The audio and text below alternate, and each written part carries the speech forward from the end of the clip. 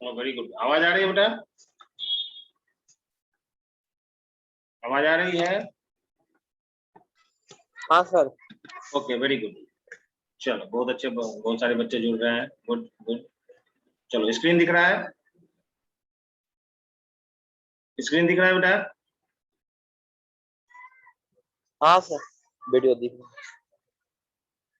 Okay, चलो आज हम लोग करेंगे मोनोपोली। ठीक है, हम लोग लगभग लगातार क्लास कर रहे थे, तो मार्केट स्ट्रक्चर तक हम लोग पहुंचे थे, और मार्केट स्ट्रक्चर में आज हम लोग मोनोपोली करेंगे। एकाधिकार, एकाधिकार का बाजार क्या होता है। ठीक है, नेक्स्ट आता है, तो मोनोपोली वर्ड्स जो है वो कहां से लिया गया है?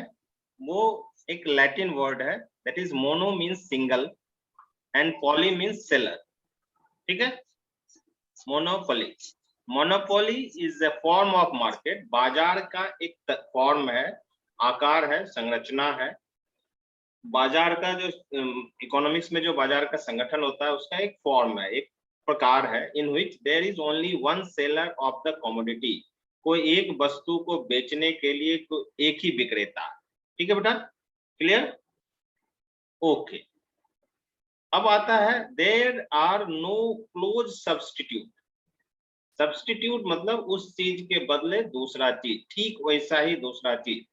क्लोज सब्स्टिट्यूट का मतलब होता है ठीक वैसा ही दूसरा चीज, वैसा बेचने के लिए बाजार में कोई चीज अवेलेबल नहीं है।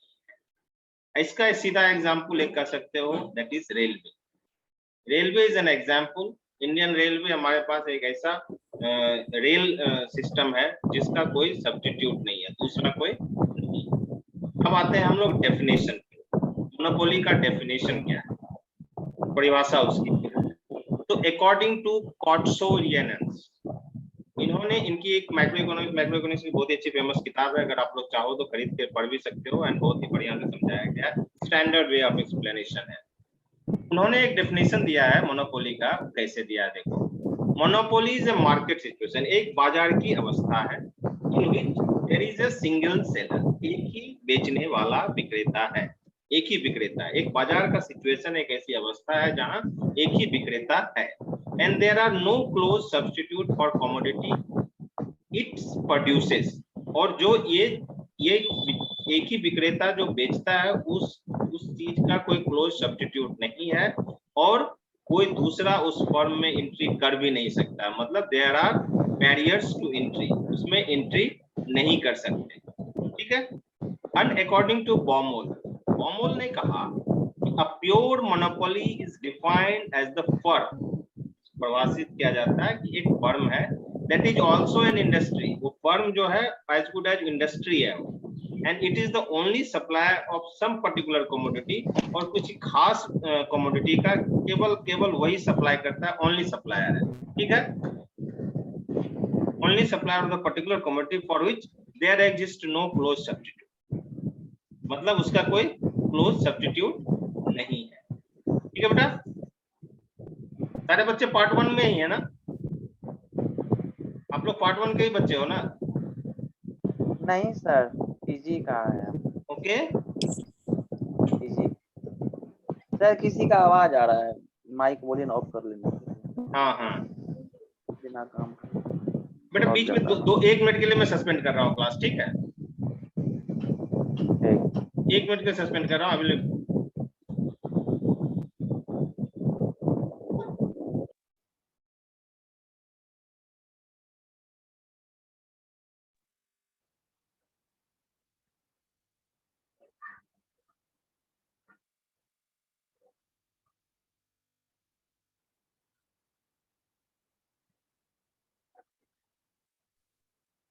Sir, I think you have muted your microphone.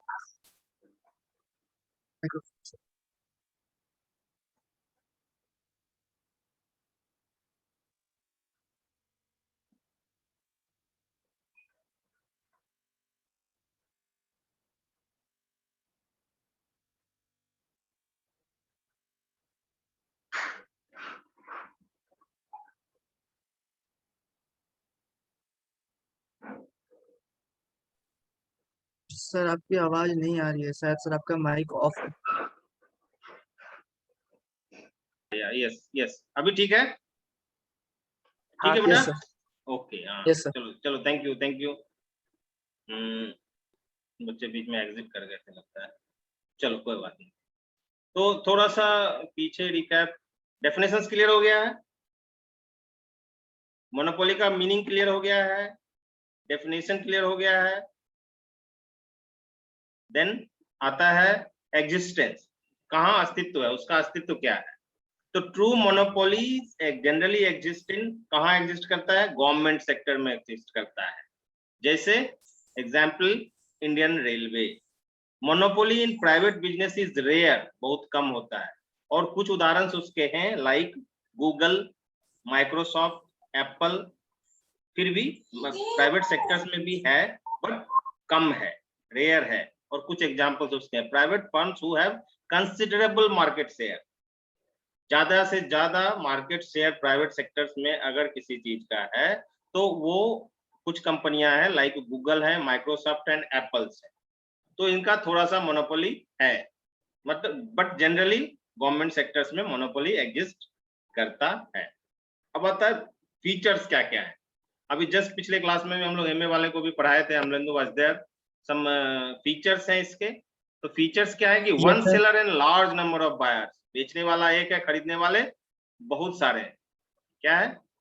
उसके बाद है monopoly is also an industry. देखो एक इंडस्ट्री के अंदर बहुत सारे फर्म होते हैं और जो प्रोडक्शन करते हैं, जैसे फार्मा इंडस्ट्रीज है, फार्मा इंडस्ट्रीज के अंदर में बहुत सारी कंपनियां हैं जो वो दवा बनाती।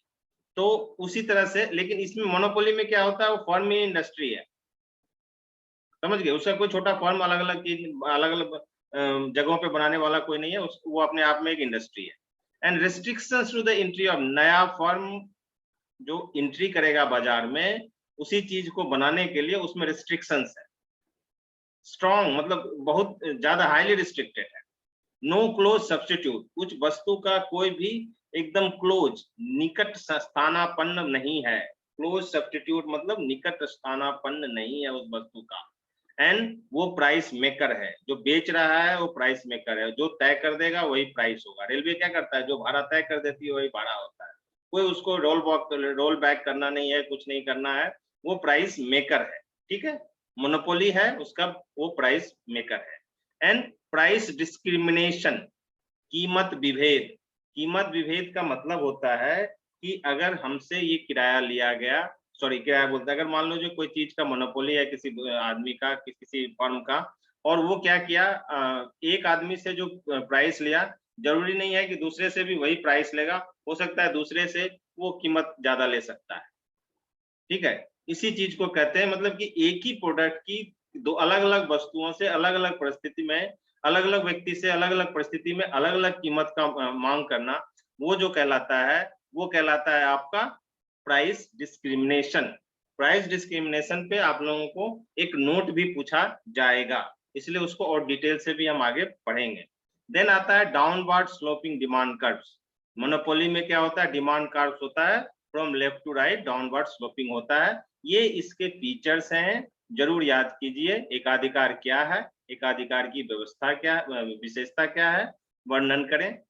देन कॉजेस, क्या कारण है कि एकाधिकार उत्पन्न होता है और उसके स्रोत क्या क्या है।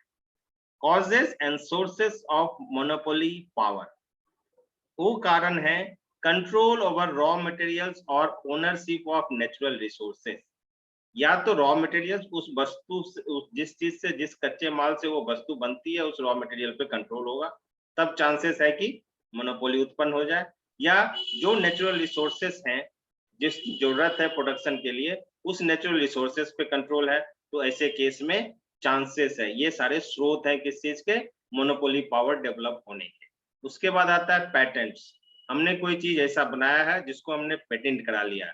अब क्या है कि किसी को चाहिए तो मुझसे लेगा, जिसने पेटेंट कराया है उससे लेगा, और वो जो प्राइस तय करेगा वही प्राइस होगी, क्योंकि उसका वो इंटेलेक्चुअल प्रॉपर्टी राइट है, उसने अपनी बौद्धिक क्षमता से उस चीज का इजाद किया है और वो उसका पेटेंट करवाया हुआ है कि वही चीज दूसरा उसको उपयोग नहीं कर सकता है। यस, आवाज फंस रही है। आवाज आ रही है? हमें तो क्लियर है आप लोगों की आवाज। अभी ठीक है? आपकी आवाज फंस रही। अभी ठीक है? Yes sir. हाँ, अभी yes internet, sir. Internet issue बता रहा था अभी। चलो, एक और बच्चा इन हो गया। उसके बाद आता है गवर्नमेंट पॉलिसी। सरकार की ऐसी नीति बनी हुई है कि भाई दूसरा इसमें एंट्री नहीं करेगा। जैसे रेलवे के केस में क्या है, डिफेंस के केस में क्या है, दूसरा कोई भी प्राइवेट सेक्टर इसमें नहीं आएगा। सरकार की ऐसी नीति बनी हुई है। अगर ऐसी नीति बनी हुई है तो ऐसे केस में भी मोनोपोली होने के चांसेस होते हैं। उसके बाद है हिस्टोरिकल एंड एंट्री लैग। कोई ऐसा ऐतिहासिक उसका ये चला रहा है, उसका कुछ इस तरह का ऐसा इतिहास है, मतलब कोई चीज इसी वही फॉलो करेगा और उसका एक पुराना इतिहास है और ऐसे चलता रहेगा, वैसे केस में भी मोनोपोली होने की चांसेस रहती हैं। लिमिट प्राइसिंग पॉलिसी और अनफेयर कंपटीशन। जहां कंपटीशन अनफेयर है, परफेक्ट कंपटीशन में क्या है, कंपटीशन जो है फेयर कंपटीशन है। जहां अनफेयर कंपटीशन होता है उस केसेस से, उसकी वजह से भी मोनोपोली होने के चांसेस होते हैं। अगर ज्यादा कैपिटल का रिक्वायरमेंट है कहीं किसी चीज का प्रोडक्शन करने में, तो ओनली कैपिटलिस्ट ही उसमें पैसा लगाएगा, तो ऐसे केस में भी मोनोपोली होने के चांसेस होते हैं। और बिजनेस मर्जर्स, अगर दो कंपनी दो बिजनेस एक साथ मर्ज हो गया तो फिर वो अपना उसका, मान लो एक ही चीज बनाने वाली दो कंपनियां थी और दोनों मर्ज हो गए और एक कंपनी बन गई, तो ऐसे केस में क्या, अब उसका क्या हो गया, दो ही तो कंपनी था, दोनों में कंपटीशन था, दोनों मर्ज हो गए एक दूसरे में, तो अब उसका क्या हो गया, मोनोपोली हो गया। इस तरह के ये सारे क्या है, सोर्सेस हैं। ऐसे ऐसी परिस्थितियां जब उत्पन्न होती है तो मोनोपोलिस्टिक पावर डेवलप होने के चांसेस होते हैं। अब आता है कि मोनोपोली कितने तरह का होता है। नेचुरल मोनोपोली, ठीक है, नेचुरल मोनोपोली। देन आता है ज्योग्राफिकल मोनोपोली। उसके बाद आता है टेक्नोलॉजिकली मोनोपोली, गवर्नमेंट मोनोपोली, ठीक है। नेचुरल मोनोपोली है आपका जैसे कोई ऐसी चीज है जो उसका नेचुरल रिसोर्सेस एंड ऑल उसको वही उसी जगह पे है और उस पर्टिकुलर चीज को बनाने के लिए उसका उस तरह के नेचर्स की जरूरत है, उसके प्रकृति की जरूरत है, तो नेचुरल मोनोपोली होगा। ज्योग्राफिकल कंडीशन सेकेंड होता है, जैसे चाय पत्ती, चाय का बगान है, वो क्या हो सकता है, आप बिहार में अगर चाय का बगान लगाना चाहे संभव नहीं हो सकता है, क्योंकि उसको उस तरह का ज्योग्राफिकल लोकेशंस चाहिए, ज्योग्राफिकल एनवायरनमेंट चाहिए, तो उस तरह से भी मोनोपोली आ जाती है। देन आता है टेक्नोलॉजिकल। हमारे पास वो टेक्नोलॉजी मेरे पास ही है, मान लो जहाज बनाने की टेक्नोलॉजी इंडिया के पास, अभी हम लोग केवल एक नया फाइटर जहाज बना पाए तेजस, लेकिन अभी भी हमारा इंजन बनाने, हम इंजन बाहर से मंगवाते हैं, उसका बाकी रडार हम दूसरे देश से मंगवाते हैं, तो हमारा मोनोपोली अभी नहीं हो पाया। कुछ देश है, इजराइल जो है रडार बनाने में उसका मोनोपोली है, जहाज का रडार बनाने में, तो उसको क्या है, टेक्नोलॉजिकल मोनोपोली है, उसके पास टेक्नोलॉजी है उस चीज का और उस चीज का मोनोपोली है। उसके बाद आता है गवर्नमेंट मोनोपोली। गवर्नमेंट ने डिसाइड कर लिया, अपनी पॉलिसी से डिसाइड कर लिया है कि नहीं भाई हमको ये फर्म चाहिए, ये फर्म नहीं चाहिए, ये एंट्री कर सकता है, यही ये चीज यही बनाएगा, दूसरा नहीं बनाएगा। तो इस तरह से there are different types of monopoly, that is natural monopoly, geographical monopoly, technological monopoly and government monopoly. अब आता है, ये आज केवल ओवरव्यू देंगे बेटा, प्राइस डिटर्मिनेशन हम लोग बाद में करेंगे, ठीक है, क्योंकि एक ही दिन में फ्लड नहीं करेंगे क्लास को। देन आता है types of barriers to entry. बोलते हैं ना, there is no barrier, there is restricted barrier, free entry and exit. तो ये बैरियर होता क्या है, ये प्रवेश निषेध, barriers to entry, that is प्रवेश निषेध क्या है। तो इंस्टीट्यूशनल बैरियर्स टू एंट्री, ठीक है, एक तरह का पहला है, ये एक प्रकार है इंस्टीट्यूशनल, सांस्थानिक बैरियर्स है। Then technical barriers to entry, मतलब exclusive franchising, licences, patent protection, ये सारे जो है इंस्टीट्यूशनल बैरियर्स टू एंट्री। आपका पेटेंट हमने करवाया, उस पेटेंट को प्रोटेक्शन दिया जाएगा। लाइसेंसेस हमने लिया हुआ है, हम ही ये व्यवसाय करेंगे, दैट इज इंस्टीट्यूशनल, किसी इंस्टीट्यूट की तरफ से हमको लाइसेंस मिला हुआ है, देन ये इंस्टीट्यूशनल, मतलब आपको क्या करना है, लेने से पहले, ये काम करने से पहले, ये बेचने से पहले लाइसेंस लेना है, मतलब किसी इंस्टीट्यूट से लाइसेंस लेना है, दैट इज इंस्टीट्यूशनल बैरियर्स है। देन एक्सक्लूसिव फ्रेंचाइजिंग, फ्रेंचाइजी दे दिया कि भाई यही आदमी, यही फर्म जो है इस चीज को बेचेगा, एक्सक्लूसिव, खास करके एकदम विशेष। तो ये सारे जो प्रकार है वो इंस्टीट्यूशनल बैरियर्स टू एंट्री में आते हैं। Then technical barriers to entry, unique resources, economies of scale and scope, economy of experiences, हमारा अनुभव बनाने में इसमें है, इसलिए हम ही बनाएंगे, ठीक है, हमारा जो है प्रोडक्शन का स्केल में दक्षता है, इसलिए हम बनाएंगे, हमारा दायरा बड़ा है, इसलिए हम ही बनाएंगे। यूनिक रिसोर्सेस, हमारे पास जो है यूनिक मतलब कि अलग, डिफरेंट, हमारे पास संसाधन है। तो ये सब क्या हो गया, टेक्निकल बैरियर्स टू एंट्री हो गए। ठीक है, टाइप्स ऑफ, कभी कोई इंटरव्यू वगैरह में पूछता है, और चूंकि बैरियर्स टू एंट्री की बात हम करते हैं तो हमें पता होना चाहिए कि बैरियर्स ऑफ एंट्री कितने तरह के होते हैं। देन आता है स्ट्रेटेजिक, रणनीतिक entry, limit pricing, access capacity, food product differentiation, brand proliferation, किस चीज का ब्रांड बहुत ज्यादा, ब्रांड प्रोलिफरेशन मतलब होता है, प्रोलिफरेशन मतलब होता है विस्तार, ब्रांड का बहुत ज्यादा विस्तार हो गया, डोमिनोज है, पिज्जा है, ये क्या कहते हैं, उसके बाद आपका क्या कहते हैं, मैकडोनल्ड है, ये सब क्या हो गया, ब्रांड का प्रोलिफरेशन, विस्तार हो गया है। देन एक्सेस कैपेसिटी, बनाने की कैपेसिटी अगर आप में एक्सेस है, तो ये सब हो गया क्या, स्ट्रेटेजिक, आप ऐसी रणनीति बना पा रहे हैं कि आप उस चीज को ज्यादा से ज्यादा बना पा रहे हैं, और क्या कहते हैं, आपका मोनोपोली हो गया है। देन प्राइस लिमिटिंग, ये सारे चीज जो होते हैं ये आते हैं स्ट्रेटेजिक बैरियर्स टू एंट्री के अंदर आते हैं। देन आता है व्हाट इज, थोड़ा सा हम लोग डिफरेंस देख लेते हैं। पिछला हम लोगों ने पढ़ा परफेक्ट कंपटीशन था, अभी मोनोपोली मतलब देयर इज नो कंपटीशन, दोनों जो मार्केट के दोनों डिफरेंट एंड पे है। तो थोड़ा सा हम कंपैरिजन देख लेते हैं दोनों का। तो परफेक्ट कंपटीशन में क्या है, is one of many producers, perfect competitive firms is one of the many producers, कई सारे प्रोड्यूसर में से एक फर्म, जो एक फर्म होता है कई सारे प्रोड्यूसर में से एक होता है। मोनोपोली में क्या होता है, वो सोल प्रोड्यूसर होता है, सोल मतलब एकाकी, वही केवल बनाता है। देन यहाँ फर्म क्या है, firm as a horizontal demand curve, ऐसी, ठीक है, horizontal demand curve, x axis के हॉरिजॉन्टल डिमांड कर्व होता है। और यहाँ क्या होता है, डाउनवर्ड स्लोपिंग होता है, ठीक है, डाउनवर्ड स्लोपिंग डिमांड कर्व। तो ये सारे चीज, सारे ऑब्जेक्टिव्स हैं, ध्यान रखना। In monopoly demand curve is downward sloping, in perfect competition demand curve is horizontal. कैसे है, नहीं है, प्राइस डिटर्मिनेशन जब करेंगे हम लोग डिस्कस करेंगे, ठीक है। उसके बाद आता है in case of perfect competition it is a price taker, again objective question, lifetime, even BPSC UPSC competitive exam, banks और आपके नॉर्मल एग्जाम में भी ये पूछे जाते हैं। In perfect competition firm is price taker, और in monopoly firm is price maker. उसके बाद नेक्स्ट आता है firm sells as much as little at same price, अगर कीमत सेम है तो वो चाहेगा कि जितना कम से कम चीज बेचे, ठीक है, एज मच और एज लिटिल, वो सेम प्राइस पे, अगर जो ज्यादा खरीदना चाहता है तो ज्यादा लोग खरीद ले, कम खरीदना चाहता है तो कम खरीद ले।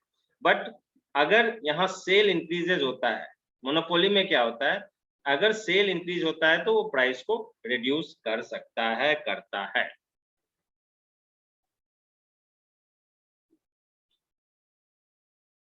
ये आ गया आपका डिमांड कर्व, इस तरह का डिमांड कर्व बनेगा परफेक्ट कंपटीशन में, इस तरह का डिमांड कर्व आपका बनेगा मोनोपोलिस्टिक, मोनोपोली। देन आता है डिमांड एंड रिवेन्यू, किस तरह से मांग बनेगी और कैसे रिवेन्यू जनरेट होगा मोनोपोली। तो in a monopoly situation there is no difference between firm and industry. अब छोटे छोटे फर्म मिलकर इंडस्ट्री बनते हैं, तो मोनोपोली में ऐसा कुछ नहीं है, सब चीज जो है इंडस्ट्री है। ऑल फर्म्स आर, एक तो ऑल फर्म्स होता है नहीं, एक ही फर्म होगा और वही इंडस्ट्री भी हो, फर्म और इंडस्ट्री में कोई डिफरेंस नहीं होता है मोनोपोली। उसके बाद आता है अंडर मोनोपोली सिचुएशन, एकाधिकार की स्थिति में firms demand curve also constitutes industries demand curve, जो फर्म का डिमांड कर्व होता है वही इंडस्ट्री का डिमांड कर्व होता है। क्यों होगा, क्योंकि there is no difference between firm and industry. Demand curve of the monopolistic or competition monopolistic is also average revenue curve, और जो डिमांड कर्व जो होता है इन मोनोपोली, याद रखने सारे बुलेट्स जो है ना बेटा ऑब्जेक्टिव क्वेश्चंस हैं, इन्हें बहुत ही जिस्ट है। डिमांड कर्व जो होता है, मोनोपोलिस्ट का डिमांड कर्व जो होता है उसको एवरेज रिवेन्यू कर्व भी कहते हैं। Demand curve is also called average revenue curve, again objective question. और यहाँ डिमांड कर्व जो होता है इट स्लोप्स डाउनवर्ड, ठीक है बेटा, demand curve slopes downward.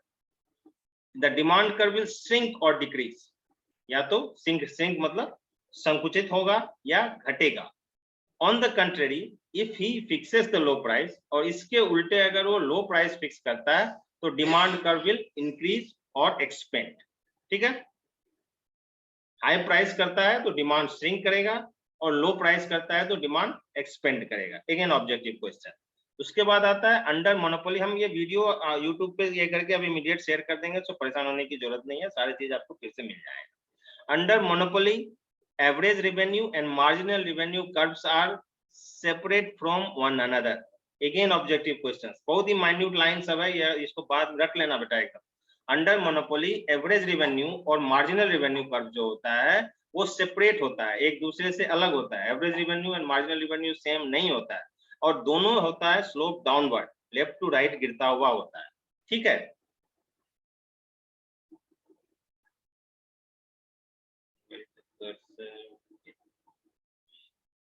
ठीक है. तो demand and revenue under monopoly, that is demand curve of monopolistic although average revenue curve. ये जो डिमांड कर्व है आपका, इसको एवरेज रेवेन्यू कर्व भी कहते हैं. एवरेज रेवेन्यू, ये डिमांड कर्व है यहाँ, इसको एवरेज रेवेन्यू कर्व भी कहेंगे. डी इज इक्वल टू लिखा हुआ ना, D is equal to average revenue, मतलब डिमांड कर्व जो होता है एवरेज रेवेन्यू कर्व भी होता है. ठीक है, and it slopes downward. It means that in the monopolist fixes high prices, अगर वो प्राइस को हाई करता है तो डिमांड घट जाएगा, और प्राइस को लो करता है तो डिमांड बढ़ जाएगा. इस तरह का डिमांड कर्व होने का यही मतलब है. ठीक है बेटा. Then demand rises with fall in price, अगर प्राइस घटता है तो ठीक है डिमांड बढ़ता है. ठीक है, एट पॉइंट एन, एन में जो है total revenue will be maximum. यहाँ इसको क्या मिल रहा है, ज्यादा से ज्यादा मैक्सिमम रेवेन्यू मिल रहा है, ज्यादा से ज्यादा उसकी आमदनी हो रही है. और टोटल रेवेन्यू कैसे कैलकुलेट करते हैं, प्राइस इनटू क्वांटिटी प्रोड्यूस्ड. ठीक है, average revenue is never zero. इस केस में एवरेज रेवेन्यू मतलब 3-4 वस्तु बनाया, उसको भाग दिया, कितना वस्तु बनाया, तो वो जो एवरेज रेवेन्यू होगा 3-4 वस्तु को बेच के जो कमाया, मान लो कितना वस्तु बेचा और कितना वस्तु प्रोड्यूस किया, डिवाइड करने से जो मिलता है वो एवरेज रेवेन्यू कहते हैं. तो इस केस में एवरेज रेवेन्यू कभी भी जीरो नहीं होगा, और मार्जिनल रेवेन्यू में भी जीरो और इवन नेगेटिव. मार्जिनल रेवेन्यू जो है वो एकदम, ये लाइन सारे लाइंस इतने डॉट्स हैं, सारे ऑब्जेक्टिव क्वेश्चन है. ठीक है, इन मोनोपोली मार्जिनल रेवेन्यू में भी जीरो और इवन में भी negative, but average revenue will never be zero. ठीक है, at OP price, that is OP price, the monopolist will produce OQ quantity of output because this price affords him maximum total revenue. Because यहाँ उसको क्या होता है, TR total revenue जो है वो maximum है. Elasticity of the good product is 1 is equal to 1 unit. ठीक है, अब आता है price determination under short run and long run. छोटा सा आई थिंक ये है, आगे डिटर्मिनेशंस वगैरह देखेंगे तो कैसे होता है, उसमें क्या क्या फेजेस आएंगे वो देख लेते हैं. मोनोपोलिस्ट इन इक्विलिब्रियम, अब प्राइस का निर्धारण तभी होगा जब विक्रेता दोनों संतुलन की स्थिति में आएगा. और 3 सिचुएशंस आते हैं इसमें. पहला आता है जब सुपर नॉर्मल प्रॉफिट, बहुत ज्यादा उसको प्रॉफिट हो रहा है, super normal profit. Normal profit तो चाहिए ही चाहिए उसको, सुपर नॉर्मल प्रॉफिट मिल रहा है, मतलब जितना एक्सपेक्ट कर रहा है उससे ज्यादा उसको कमाई. उसके बाद आता है नॉर्मल प्रॉफिट, उसके बाद आता है लॉस. लॉस जो है वो मिनिमम लॉस तक बेयर करेगा, उसके बाद वो क्या करेगा, एग्जिट कर जाएगा. लॉस पे कोई भी बिजनेस करता नहीं है, कुछ मिनिमम लॉस को बर्दाश्त करेगा, और अगर वो भी सस्टेन करता है तो वो क्या करेगा, मैक्सिमम लॉस की तरफ नहीं जाएगा, वो मार्केट से एग्जिट कर जाएगा. अब इस तरह ये सारी ग्राफ जो है इसको हम आपको बाद में एक्सप्लेन करेंगे, और एक एक पॉइंट है इसका, ये एक लंबा एक स्लाइड जो है, एक एक एक्सप्लेनेशन. इसको फिर से इसके रफ ग्राफ यही रहेगा, और इसके डिटेल्स को हम लोग लेंगे साथ में, और उसको पढ़ के आपको समझाते जाएंगे. और आपको ये सब, ये सुपर नॉर्मल प्रॉफिट का पेज ये है, लॉस का एरिया कौन सा है, प्रॉफिट का एरिया कौन है, ये सारे सब हम डिस्कस करेंगे. ठीक है, तो ये जो है थोड़ा सा देख लो, ये सारे यहाँ से नॉर्मल प्रॉफिट क्या है, देन सुपर मिनिमम लॉस क्या है, and then super normal profit, super normal profit and normal profit, sorry nominal loss. ये सारे हम लोग डिस्कस करेंगे, और इस तरह से 1 दिन 2 दिन और डिस्कस करेंगे, तब जाके ये पूरा चैप्टर कंप्लीट होगा. ठीक है, आज केवल फीचर्स हम लोग देख लिए, टाइप्स ऑफ बैरियर्स देख लिए, डिफरेंस देख लिया परफेक्ट कंपटीशन से. इस तरह से मोनोपोली का एक बेसिक आइडिया हमें मिल गया. ठीक है, अब इसमें हम लोगों को 2 चीज पढ़ना है, दैट इज ये प्रॉफिट्स में ही प्राइस डिटर्मिनेशन भी क्लियर हो जाएगा, और उसके बाद हमें क्या करना है कि ये देखना है, that is price price discrimination क्या है, उसको हम लोग डिटेल्स में स्टडी करें।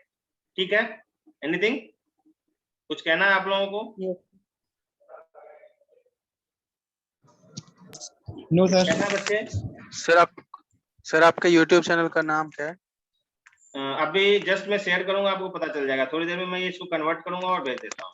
ठीक है, सर ये मैं ग्रुप में नहीं हूँ, मैंने आपको बोला था, आपने ऐड अभी तक नहीं किया। आप पॉलिटिकल साइंस वाले हो? इकोनॉमिक्स। पॉलिटिकल साइंस वाले हो? यस हाँ? Yes sir yes okay okay, no issue. Yes sir. Group में नहीं हो। इकोनॉमिक्स करके है, सर्च करना इकोनॉमिक्स, ISSANOMICS, इकोनॉमिक्स। ठीक है, अभी मैं इसको का अपलोड सर कर देता हूँ। डायमंड। बोलो बोलो। सर डी ब्रोगली का सर, हाँ जी, डी ब्रोगली का सर डायमंड वाला जो कंडीशन है हाँ सर, वो भी तो मोनोपोली के अंदर आता है सर, उसको एक्सप्लेन कर दीजिएगा थोड़ा सा। नहीं, ये जो है आपका, ये सारे एक ग्राफ जो है ना बेटा, एक दिन हम एक्सप्लेन करेंगे, आपको सारे क्लियर हो जाएगा। ये हमने जस्ट दिखा दिया है कि हम लोग इस चीज को डिस्कस करेंगे। इसका हम एक पॉइंट आपको, ये दोनों कर्व कैसे एक दूसरे को ऊपर से नीचे से काटता है, ऊपर से काटता है, then average revenue, marginal revenue किस तरह से ऊपर जाएगा, एक ओपी ओडी करके मैं समझाऊंगा आपको। एक बिल्कुल घबराने की जरूरत सर नहीं। मैं ग्राफ की नहीं, सर मैं ग्राफ नहीं, डी ब्रोगली का सर डायमंड वाला जो कंडीशन है उसके बारे में पूछ रहा था। कौन सा? सर साउथ अफ्रीका का कंपनी है ना, डी ब्रोगली का सर डायमंड जो आता है हाँ, सर, उसका कंडीशन पूछ रहा था सर। वो मोनोपोली के अंदर आता है, बट सर उसको सर एक्सप्लेन कर देते। मुझे आवाज ही क्लियर नहीं है। आपको बनने को क्वेश्चन में ही क्लियर नहीं हो, टाइप कर पाओ क्वेश्चन। अरे टाइप कर दो ना, टाइप। हाँ, अभी क्लियर हो रहा है, अभी क्लियर है, बोलो। सर डी ब्रोगली का सर डायमंड वाला जो कंडीशन है सर, वो भी तो मोनोपोली के अंदर आता है, बट सर वो एक्सप्लेन सर उसको कर देते। क्वेश्चन बेटा थोड़ा टाइप करना प्लीज। अच्छा सर, कोई बात नहीं सर, मैं आपको कल व्हाट्सएप में भेज दूंगा। हाँ, व्हाट्सएप पे क्वेश्चन ही भेज दे, मैम एक्सप्लेन कर लेंगे, पर्सनली टेलीफोन पे हम लोग डिस्कस कर लेंगे। ठीक है, ओके सर। चलो, और कुछ? थोड़ा रेगुलर रहो और पढ़ाई करते रहो बेटा। ठीक है, okay sir, thank you sir. चले एग्जिट करें। चलो, गुड। Okay sir.